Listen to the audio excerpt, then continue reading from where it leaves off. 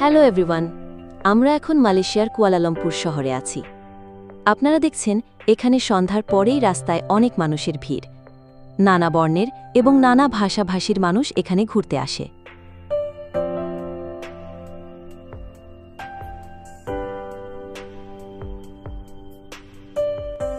দেখতে পাচ্ছেন এখানে একটা বড়সড় র্যাবিট মাস্কট আছে, যারা মানুষের মনোরঞ্জন করছে। এটা এখানকার এক প্রকার বিনোদন আর বেশ উপভোগ্য। আমরা শহরের কেন্দ্রস্থলে আছি, যেখানে সবকিছু হাতের কাছেই পাওয়া যায়।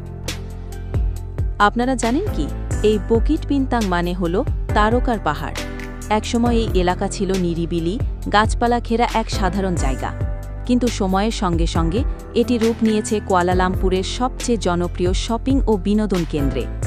19 শতকের শেষ দিকে এই জায়গায় খুব বেশি কিছু ছিল না, তবে ব্রিটিশ শাসনামলে এখানে তৈরি হতে শুরু করে ছোট ছোট দোকান আর বাসাবাড়ি।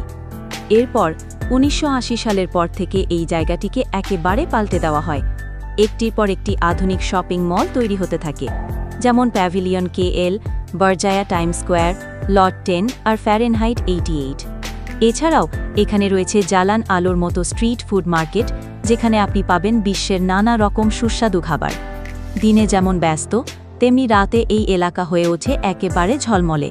রঙিন আলো, সঙ্গীত, মানুষের ভিড় আর উৎসবের আমেজ সব মিলিয়ে বুকিট বিনতাং যেন কুয়ালালামপুরের এক জ্যান্ত হৃদয়। আর সবচেয়ে ভালো দিক হল এখানে আপনি পাবে মনোরেল ও MRT সার্ভিস, তাই ঘোরাঘুরি একদম সহজ।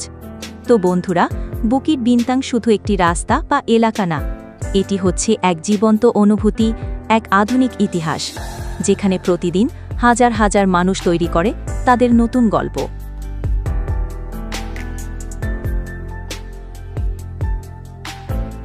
এই যে দেখুন, আশেপাশে অনেক নামিদামি ব্র্যান্ডের দোকানও রয়েছে। আর একটু সামনে তাকান, ওটাই তো ম্যাকডোনাল্ডস।